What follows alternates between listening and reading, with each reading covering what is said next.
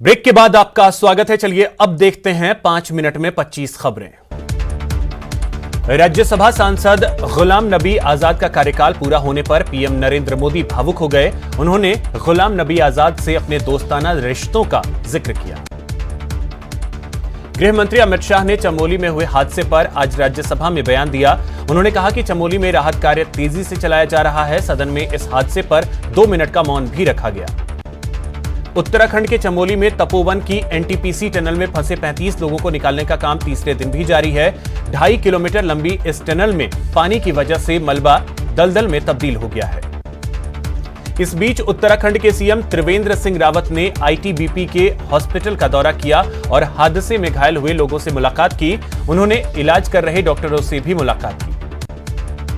वहीं इस आपदा में अब तक 29 लोगों की मौत की पुष्टि हो चुकी है, जबकि 170 से ज्यादा लोग अभी भी लापता हैं।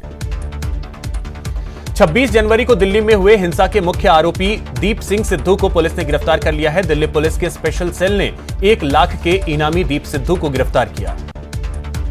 कृषि कानूनों के खिलाफ 76 दिन से आंदोलन कर रहे किसान नेता एक बार फिर सरकार से बातचीत करने को तैयार हो गए हैं। राज्यसभा में मोदी के स्पीच के कुछ घंटे बाद संयुक्त किसान मोर्चा के सदस्य शिव कुमार कक्का ने कहा कि वे अगले दौर की बातचीत के लिए तैयार हैं।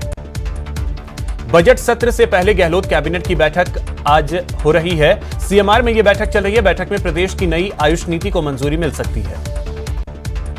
विधानसभा सत्र से पहले मुख्य सचेतक महेश जोशी ने कहा कि सदन के सुचारू रूप से संचालन के लिए सत्ता पक्ष सकारात्मक रणनीति अपनाता है। उन्होंने बीजेपी पर गैर जरूरी चीजों को मुद्दा बनाने का आरोप लगाया। कल से शुरू हो रहे विधानसभा सत्र की रणनीति को लेकर आज बीजेपी विधायक दल की बैठक हुई। बैठक विधानसभा के ना पक्ष लॉबी में हुई। बैठक में वसुंधरा राजे शामिल नहीं हुई। जयपुर हेरिटेज निगम की साधारण सभा की बैठक में जमकर हंगामा हुआ। सदन में बीजेपी और कांग्रेसी पार्षदों के बीच धक्का मुक्की भी हुई। हंगामे के बाद बीजेपी पार्षद धरने पर बैठ गए। पूर्व डिप्टी सीएम सचिन पायलट ने कृषि कानूनों को लेकर केंद्र सरकार पर निशाना साधा। उन्होंने कहा कि सरकार किसानों के बच्चों के भविष्य के साथ खिलवाड़ कर रही है। अलवर के किशनगढ़ बास में 3 नकाबपोश लुटेरों ने एक पेट्रोल पंप पर धावा बोला और सेल्स कर्मी की कनपटी पर तमंचा लगाकर 60,000 रुपए लूट लिए।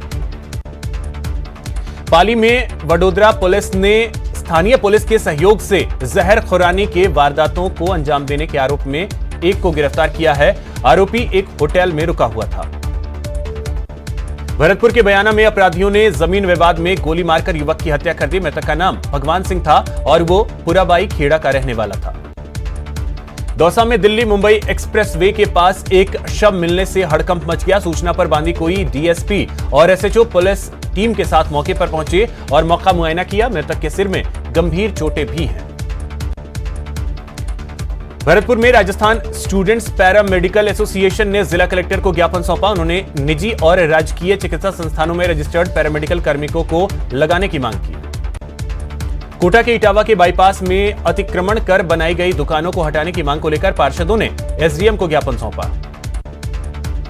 बीकानेर में नगर निगम की पोल उस समय खुल गई जब प्रतापनगर बस्ती के 10 से ज्यादा घरों में सीवरेज का गंदा पानी घुस गया। डूंगरपुर में एसटी, एससी और ओबीसी वर्ग के स्कूल कॉलेज के छात्रों की अटकी स्कॉलरशिप की राह की बाधा अब दूर हो गई है। राज्य सरकार ने 23 करोड़ का बजट पास कर डूंगरपुर के स्कॉलरशिप के लिए आवेदन करने वाले छात्रों को बड़ी राहत दी है।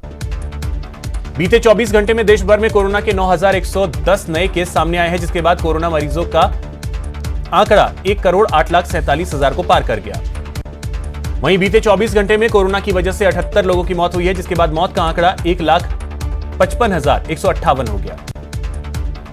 वहीं बीते 24 घंटे में देश भर में 14,016 लोग ठीक भी हुए हैं। इसके साथ ही रिकवर हुए मरीजों की संख्या 1,05,48,000 को पार कर गई। कोटा अब कोरोना मुक्त होने की कगार पर है। बीते 24 घंटे में जिले में सिर्फ 1 कोरोना पॉजिटिव मिला है। अब जिले में करीब 250 एक्टिव केस हैं।